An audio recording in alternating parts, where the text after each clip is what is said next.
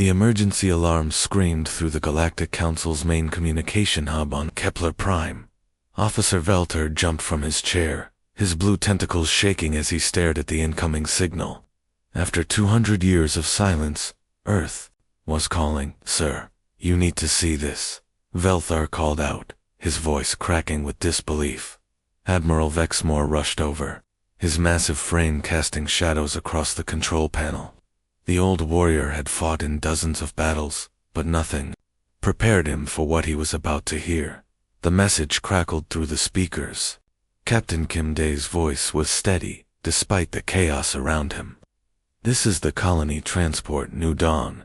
We are under attack by Keth's Syndicate raiders. 50,000 civilians on board, including families with children.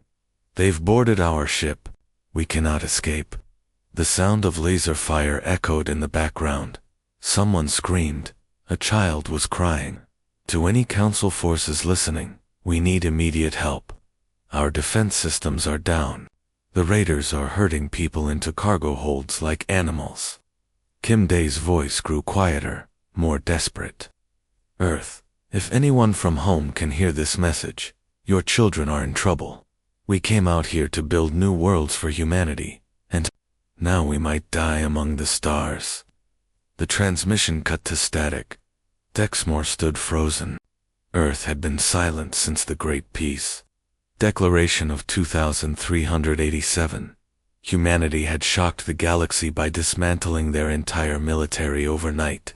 They claimed they had evolved beyond the need for violence and withdrew from all galactic affairs.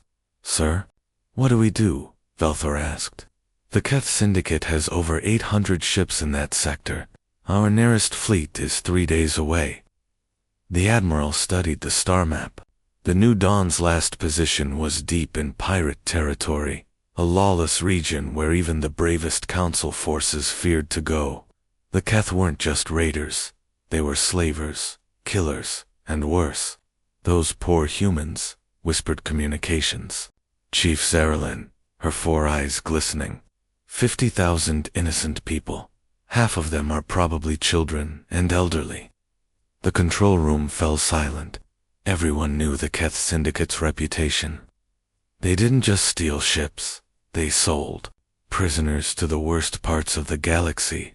Human slaves were especially valuable because of their adaptability and intelligence. Vexmore shook his head slowly. "Earth has no military anymore. They chose peace over power. Their planet is full of farmers, artists, and philosophers now. They couldn't fight off a hungry space rat, let alone the Keth Syndicate." But deep in the archives, old files began to glow with activity. Ancient protocols that had been sleeping for centuries suddenly activated. On Earth, in hidden bunkers buried beneath peaceful gardens and quiet cities, lights began to flash red. The galaxy was about to learn that some tigers never lose their claws, they just hide them very well. Kim Dae's desperate call for help had awakened something that the universe had forgotten existed, something that had been waiting patiently for exactly this moment.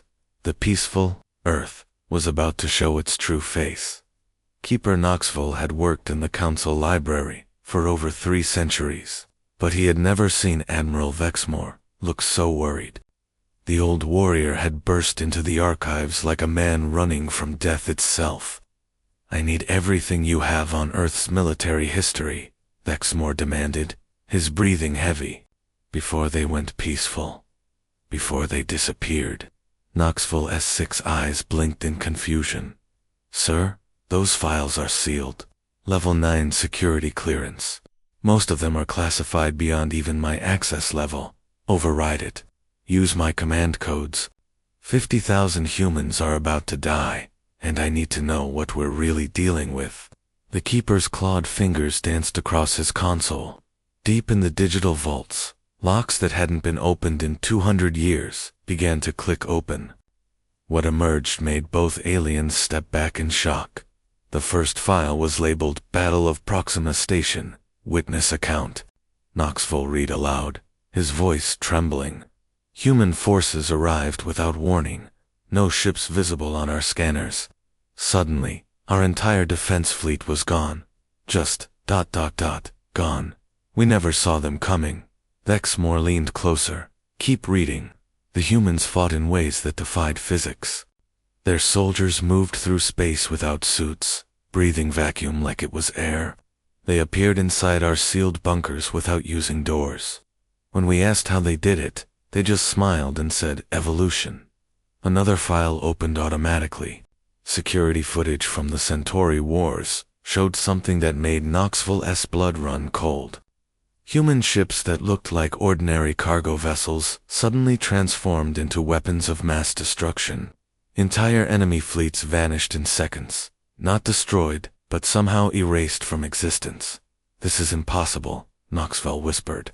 According to this data, humans could manipulate space-time itself. They had weapons that could turn stars into bombs. Ships that traveled faster than light without using hyperspace lanes. The files kept coming. Reports of human soldiers who regenerated from fatal wounds. Fleets that existed in multiple dimensions simultaneously. Battle tactics so advanced they seemed like magic to other species. But the most terrifying file was the last one. Project Lazarus Executive Summary. Exmoor read it with growing horror. Earth's military was never disbanded. It was hidden, buried so deep that even the humans forgot it existed. But it's still there, waiting for a signal that never came. He looked up at Knoxville, until now. The document explained everything. Earth's sudden turn to pacifism wasn't evolution, it was fear. They had become so powerful, so dangerous, that they chose isolation over accidentally destroying the galaxy. Sir, Knoxville's voice was barely a whisper. According to this, Earth didn't just have the strongest military in galactic history. They had the strongest military that could ever exist. They stopped fighting because there was no one left who could challenge them. Exmoor's hands shook as he activated his emergency communicator. Council emergency session. Priority Alpha. We have a situation that's about to change everything. The sleeping giant was waking up, and the galaxy wasn't ready for what came next. The rice farmer looked up from his field as the ground beneath his feet began to vibrate. Park Sung had worked this land for 30 years, just like his father before him. But today, something was different. The earth was humming with a deep, powerful sound he had never heard before. Suddenly, the hillside split open like a giant mouth. What emerged wasn't soil or rocks. It was gleaming metal and blinking lights. A massive elevator platform rose from the depths, carrying armed soldiers in uniforms that looked both ancient and futuristic. Park Sung dropped his tools and ran 500 meters underground. Admiral Park Jun stood in a command center that could have been from a science fiction movie. Holographic displays showed the entire planet, and everywhere he looked, green dots were appearing as hidden facilities came online. Sir, all stations are reporting in, said Colonel Li Min, checking her tablet. Her uniform was pristine black, with silver insignia that no living alien had ever seen. The Antarctic Ice Station is fully operational. Amazon Deep Base is powering up. Himalayan Command reports ready status. Park Jun nodded grimly. At 75 years old, he was one of the few people on Earth who remembered the old days. Back when humanity's warships darkened the skies of a dozen star systems. Back when the mention of Earth made entire civilizations surrender without a fight. How long since we last activated Lazarus Protocol? He asked. 203 years, 4 months, 16 days, Li Min replied instantly. Not since the peace accord. Around them, the command center buzzed with activity. Soldiers emerged from stasis pods, their enhanced bodies looking exactly the same as they had centuries ago. Computer systems that had been sleeping for generations roared back to life. Weapon platforms that could crack moons began their startup sequences. On the surface, confused farmers and city dwellers watched in amazement as their peaceful world transformed. The beautiful lake near Seoul wasn't a lake at all. It was a concealed spaceport. The snow-capped mountains of the north split open to reveal massive shipyards. Even the orbital space stations, which everyone thought were for weather monitoring, suddenly sprouted weapon arrays that could vaporize asteroids. "Sir, we're getting calls from world leaders," reported Communications Officer Kim Hae, her young face tense with worry. "The president wants to know what's happening. The UN Secretary General is demanding answers." Park Chen's laugh was bitter. "Tell them the truth. Tell them that Earth was never really peaceful. We just got very good at hiding our teeth." The main screen lit up with a star map. A red dot blinked near the outer rim, the last known position of the new dawn. "Those pirates have no idea what they've done," Park Jin muttered. "They think they captured a helpless transport full of soft, peaceful humans." He turned to his staff. "Activate the fleet. All ships, all crews, all weapons. Full authorization." "Lee?" Min hesitated. "Sir, the Council specifically requested that we never—" "The Council can kiss my ass," Park Jun interrupted. "Our people are dying out there. The galaxy wanted us to be peaceful. Fine. But they never asked us to be defenseless." He opened a channel to every hidden base on Earth. "This is Admiral Park Jun to all Terran forces. Our children need us. The wolves have come for our sheep, and they're about to learn why we're called predators." The sleeping giant was finally opening its eyes. The stasis pod hissed open like a coffin breathing its first breath in 2 centuries. Colonel Han Sol stepped out, his bare feet touching the cold metal floor of Facility 7. His body looked exactly the same as it had when he went to sleep, 35 years old, perfectly muscled, with scars that told stories of battles across the galaxy. But his eyes were ancient. "Welcome back, Ghost Leader," said the automated voice. "Current date, August 6, 2587. Lazarus Protocol is active. Your squad is awakening." Around him, 52 other pods were opening. Men and women who had been declared dead by the Galactic Council stepped out, stretching muscles that hadn't moved in decades. These weren't ordinary soldiers. They were humanity's most lethal weapons, hidden away because they were too dangerous for peacetime. Lieutenant Choi Yu was the first to speak. She looked like a college student, with a sweet face and bright eyes. The galaxy's intelligence services had no idea that this innocent-looking woman had single-handedly destroyed 3 enemy fleets during the Vega campaign. "Sir, I'm reading the mission brief now," she said, her voice calm and professional. "Keth Syndicate pirates have taken the New Dawn. 50,000 civilians, including children." Han Sol's jaw tightened. During the wars, he had seen what pirates did to prisoners. The memories made his enhanced metabolism surge with barely controlled rage. "What's their fleet strength?" 800 ships, sir. Mix of destroyers, cruisers, and fighter craft. Standard pirate configuration, heavy on firepower, light on discipline. Sergeant Park Bo laughed as he checked his weapon. The rifle in his hands looked simple, but it could punch holes through battleship armor. 800. "That's not fair, sir. We should give them a chance to surrender first." "Since when do ghosts give warnings?" replied Corporal Kim Nu, her fingers dancing over her tactical console. Despite being officially dead for over 200 years, her hacking skills could break into any computer system in the galaxy. "I'm already inside their communication networks. They have no idea we exist." Han Sol walked to the weapon locker and pulled out his personal sidearm, a pistol that looked antique but could vaporize a tank. The Ghost Battalion had been humanity's answer to impossible missions, when regular forces couldn't win, when the odds were hopeless, when entire civilizations needed to disappear overnight. They sent the ghosts. "Listen up." Han Sol's voice carried the authority of someone who had never lost a battle. "Those pirates think they caught some helpless farmers from peaceful Earth. They're about to learn that sheep can have very sharp teeth." The facility around them was coming alive. Weapon systems that could crack planets were powering up. Ships that existed in multiple dimensions simultaneously were preparing for launch.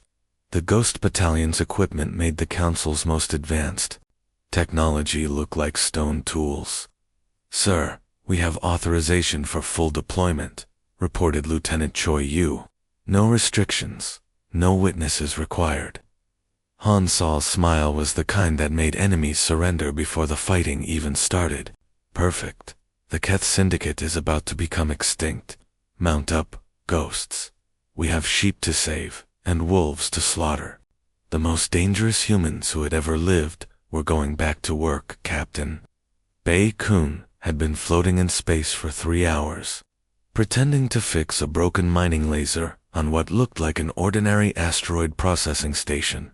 To any passing ship, he appeared to be just another space worker doing routine maintenance on humanity's peaceful mining operations. That illusion was about to end. "Captain, we have confirmation." His earpiece crackled. "Lazarus Protocol is fully active. All units are clear to reveal." Bei Kun smiled and pressed a single button on his toolkit. The asteroid around him began to shake and transform. What had looked like rough rock and simple mining equipment suddenly folded away like origami, revealing something that made his heart race with pride. The Soul's Fury wasn't just a ship, it was a work of art. 2 kilometers of gleaming black hole, covered with technology that could bend reality itself. Weapon ports that had been hidden as mining shafts now glowed with barely contained energy. The bridge that had been concealed inside the asteroid's core rose majestically above the hull. "All hands, this is your captain," Bei Kun announced as he walked onto his bridge for the first time in 2 centuries. "Welcome back to active duty." Around Earth, 66 other asteroids were undergoing the same transformation. The galaxy had always wondered why Earth had so many mining platforms scattered throughout their solar system. Now they knew the truth. Each one was a warship in disguise. Commander Oda stood at her station, watching the tactical display with satisfaction. "Sir, all vessels report ready. The Busan Thunder is fully operational. The Daegu Lightning shows green across all systems. Even the old Incheon Storm is ready for action." Through the main view screen, Earth looked exactly the same as it always had, a beautiful blue and green marble floating peacefully in space. But now, if you knew where to look, you could see the truth. Those communication satellites were actually orbital weapons platforms. The weather monitoring stations were scanning arrays that could track a single ship across the entire galaxy. Even the pretty aurora lights dancing around the polar regions were actually energy shields, strong enough to stop planet-killing weapons. "Captain," reported Navigation Officer Lee Day, his young face serious, "we're getting readings from the hidden shipyards. The deep space construction facilities are coming online." "Sir, they're building new ships even as we speak." Bei Kun nodded. Earth's military doctrine had always been simple. If you're going to fight, make sure you can win before the enemy even knows there's a battle. "What's our fleet strength?" he asked. 67 capital ships, 300 support vessels, and approximately 15,000 fighter craft, Oda replied. "Plus the orbital defenses, ground-based weapons, and the special projects we don't talk about." The Soul's Fury turned slowly in space, its massive bulk moving with impossible grace. Around it, the rest of Earth's hidden fleet took formation. Ships that could travel faster than light without using hyperspace. Vessels that existed in multiple dimensions at once. Weapons that could make entire star systems surrender without firing a shot. "Set course for the outer rim," Captain Bei Kun ordered. "Maximum stealth approach. The pirates want to play with Earth's children. Let's go teach them why that was a very bad idea." The sleeping giant had opened its eyes, and it was very, very angry. Raider Captain Vextel stared at his tactical display in growing panic. 3 minutes ago, he had commanded a fleet of 800 ships spread across the Keth Syndicate's home territory. Now he was down to 792, and he had no idea where the missing vessels had gone. "Report," he screamed at his communications officer, his 4 arms waving frantically. What happened to the Blood Claw and the Gut Tripper, sir? They just disappeared, stammered the young Keth warrior, his scales turning pale with fear. One moment they were on our screens, the next moment they were gone. No explosion, no debris, no distress signal, they just vanished. Vextal-esque flagship, the Bone Crusher was the pride of the Syndicate fleet. Heavily armed and armored, it had never lost a battle. But right now, the captain felt like prey being hunted by invisible predators. Scan for cloaked ships, he ordered. Deploy detection drones, send out patrol fighters. Find whoever's doing this. But the scanners showed nothing. Empty space in all directions. The pirates had controlled this region for decades. They knew every asteroid, every gas cloud, every hiding spot. There was nowhere for an enemy fleet to hide. Another ship vanished.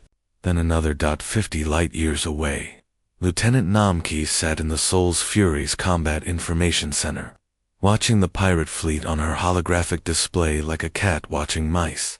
Her fingers danced across her control panel, marking targets with casual precision. Target acquired, she murmured to her console.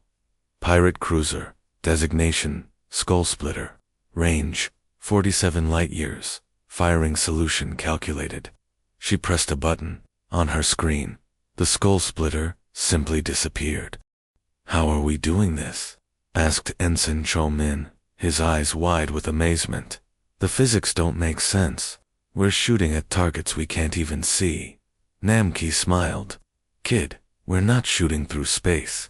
We're shooting through dimensions. While they're looking for us in normal space, we're hunting them from places they don't even know exist. The human fleet moved through hyperspace like ghosts, using navigation techniques that the rest of the galaxy had never imagined. They could pop into normal space just long enough to fire a single shot, then disappear back into the dimensional fold before anyone could detect them. Captain Bei-kun watched from his command chair as his fleet systematically dismantled the pirate forces. Status report. We've eliminated 23 enemy vessels in the past hour, reported Commander Oda. 0 casualties on our side. The pirates are starting to panic. On the Bone Crusher, Vextal was indeed panicking. His fleet was being picked apart by an enemy he couldn't see, couldn't track, and couldn't fight. Half his captains were demanding retreat. The other half were convinced they were being attacked by ghosts. Sir, incoming transmission. His communications, officer reported. It's from Earth. The main screen flickered to life, showing Captain Bei-kun's calm face. Keth Syndicate forces, this is the Earth vessel Soul's Fury. You have something that belongs to us. Return our people immediately, and we might let some of you live. Vexta laughed nervously. Humans, you're just farmers and artists. You have no military. Bei-kun's smile was cold as winter. We lied. Another pirate ship vanished from Vextal's display. The hunt was just beginning. The Keth Syndicate's massive prison ship, the Iron Maiden, floated in space like a giant metal coffin. Inside its cargo holds, 50,000 human civilians huddled together in the darkness, not knowing if they would live to see another day. Captain Kim Dae pressed his bleeding face against the cold metal wall of his cell. Through a tiny porthole, he could see the vast emptiness of space. No rescue ships, no hope. The pirates had made it clear, the humans would be sold as slaves to the highest bidder. Dad, I'm scared, whispered a little girl in the cell next to his. Her name was Park Na, and she couldn't be more than 6 years old. It's going to be okay, sweetheart, Kim Dae lied, his heart breaking. Someone will come for us. But deep down, he knew better. Earth had no military. They were a planet of peaceful farmers and artists now. Who could possibly rescue them from 800 pirate ships? High above the prison ship, something impossible was happening. The empty space began to ripple like water, and suddenly 12 figures materialized out of thin air. They wore black armor that seemed to drink light and moved with perfect silence. through the vacuum of space. Major Yunsu checked her team's positions through her helmet display. Her soldiers didn't need spacecraft or airlocks. Their enhanced bodies could survive in the cold emptiness of space for hours. They breathed through artificial gills that extracted oxygen from cosmic dust. Their bones were reinforced with materials stronger than starship hulls. "Ghost Team Alpha, report," she whispered into her comm. "Hull breach prepared," came the reply from Sergeant Kojin. His fingers glowed with molecular cutters that could slice through any known material. "Ready to insert." "Team Beta in position at the engine section," reported Corporal Limbo. "All guards eliminated. They never saw us coming." Yunsu smiled grimly. The pirates thought they were dealing with helpless farmers. They had no idea that Earth's special forces could walk through solid walls, become invisible at will, and kill with their bare hands. Execute breach. 17-minute window. No survivors among the pirates, but protect every civilian. The rescue began. Sergeant Kojin's hand passed through the ship's hull like it was made of water. His molecular manipulation abilities let him rearrange matter at the atomic level. One moment there was solid metal. The next moment there was a perfectly round hole, just big enough for a person to slip through. The ghost team flowed into the ship like liquid shadow. Pirates, who should have seen them coming, simply looked the other way, their minds gently nudged by subtle telepathic suggestions. Guards who should have raised alarms found their weapons mysteriously jammed. In the main cargo hold, Kim Dae heard the sound of the lock clicking open. He expected to see Keth guards coming to drag more prisoners away. Instead, he saw a young woman in strange black armor, Captain Kim Dae. Major Yunsu asked politely, "I'm here to take you home." "Who are you?" he stammered. "How did you get past the guards?" "Ma'am, are you really from Earth?" little Park Na asked, her eyes wide with wonder. Yunsu knelt down and gently took the child's hand. "Yes, sweetheart. Earth sent us to bring you home, all of you." Around them, the rescue unfolded with clockwork precision. Ghost Team soldiers moved through the ship like avenging angels, systematically freeing every prisoner, while the pirates remained completely unaware that anything was wrong. "This is impossible," Kim Dae whispered as Yunsu helped him stand. "Earth doesn't have soldiers like this. We're a peaceful planet now." Yunsu's laugh was soft but deadly. "Captain, Earth was never peaceful. We just got very good at hiding our claws." The Keth Syndicate's War Council gathered on their fortress planet of Grimhold, deep in the lawless outer territories. Around a massive table made from the bones of their enemies, 12 pirate lords argued about what to do next. They rescued their people, snarled Warchief Caxmore, his scarred face twisted with rage. "Somehow, these peaceful Earth farmers made us look like fools." "Impossible," spat Fleet Admiral Gerthick. "We lost over 200 ships, and we never even saw who was attacking us. Our sensors showed nothing but empty space."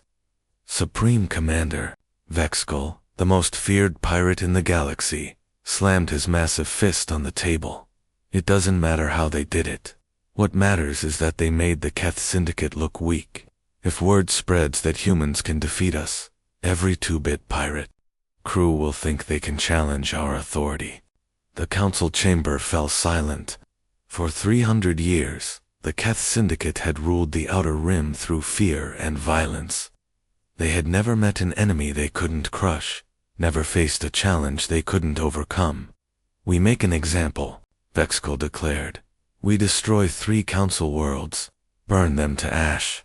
Let the galaxy see what happens when you cross the Syndicate." The other pirate lords cheered.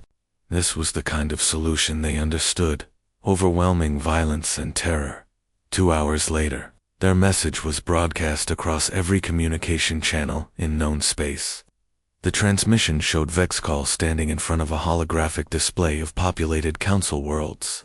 "People of the galaxy," his voice boomed. "The Keth Syndicate has been insulted by the humans of Earth. In retaliation, we will destroy the planets Kepler Prime, New Geneva, and Arcturus Station. 3 billion innocent lives will pay for Earth's arrogance. The galaxy held its breath. The Council's military forces were already spread thin across dozens of conflicts. They couldn't protect 3 worlds from the Syndicate's massive fleet, but Earth's response was swift and simple. Admiral Park Chen's weathered face appeared on screens throughout the galaxy. Behind him, the command center of Terran Defense Command buzzed with quiet activity. Keth Syndicate High Command, he said calmly, you have 72 hours to surrender every ship, every base, every operation under your control. Disarm your weapons, release all prisoners, and submit to Council authority. Vexgull's laughter could be heard across star systems. Old man, you're bluffing. Earth has no fleet. You're farmers and artists, not warriors. Park Chen's expression didn't change. You have 71 hours and 59 minutes remaining. I suggest you use them wisely. The transmission ended. Across the galaxy, people waited in terror. The Syndicate's fleet of 8,000 ships began moving toward the 3 targeted worlds. Their massive weapons powered up, ready to turn planets into dust. They never made it. At exactly 71 hours and 37 minutes after the ultimatum, something happened that no one could explain. The Syndicate's entire fleet, every ship, every space station, every asteroid base, simply vanished. Not destroyed, not captured, not defeated in battle. Gone, as if they had never existed.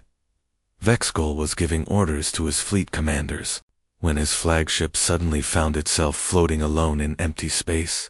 His tactical display showed nothing.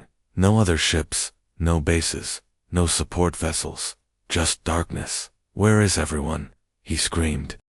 His communications officer's voice was shaking. Sir, I can't reach anyone. The entire fleet has vanished from our sensors. That's when Admiral Park Chen's voice came through their speakers one last time.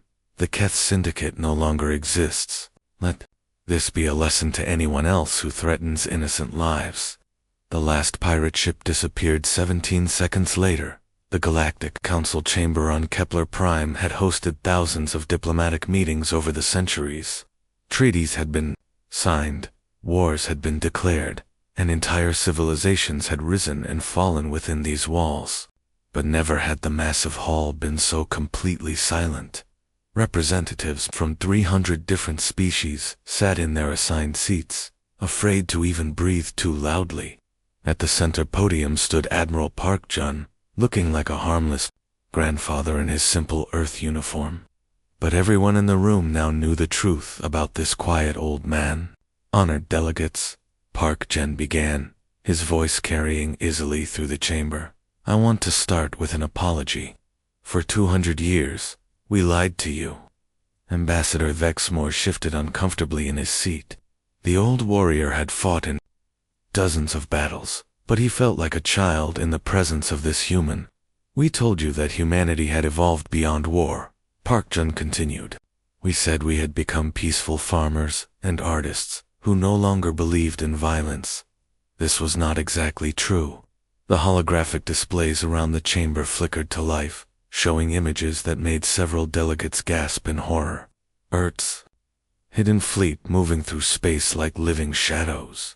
Human soldiers walking through solid walls. Weapons that could make entire star systems disappear. The truth is, we became too good at war, too efficient, too deadly. Park Chen's weathered face showed genuine sadness.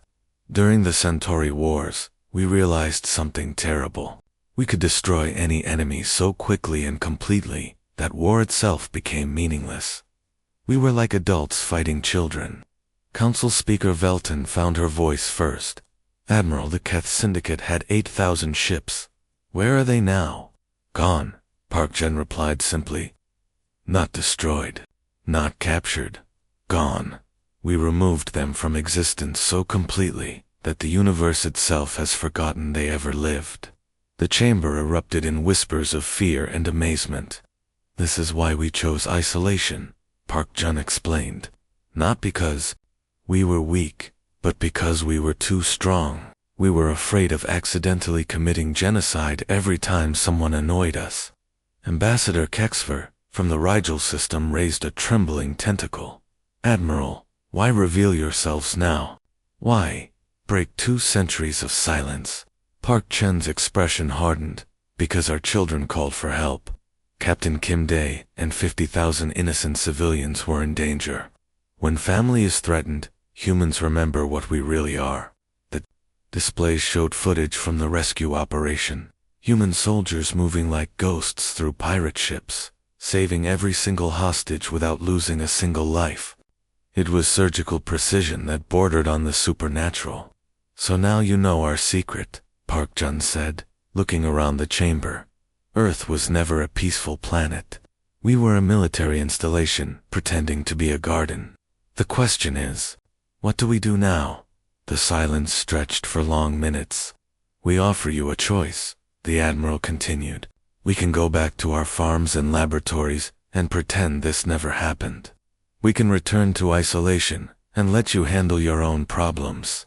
He paused, letting the weight of his words sink in. Or we can remember what humans have always been. Protectors. Guardians of those who cannot guard themselves. We can stand between the innocent and the darkness, just like we did for Captain Kim Dae and his people. Ambassador Thexmore stood slowly. Admiral, what are you proposing? Partnership? Earth rejoins the galactic community, but not as farmers or artists. As what we've always been. Your shields against the night. The vote was called immediately. 300 species, 300 different worlds, all facing the same choice, accept humanity back into the galaxy, knowing what they really were, or face the darkness alone. The result was unanimous. For the first time in 2 centuries, Earth's flag flew alongside the others in the council chamber. The long exile was over, and humanity had come home. But now everyone knew the truth. The sheep had finally shown their teeth, and the wolves of the galaxy would never feel safe again.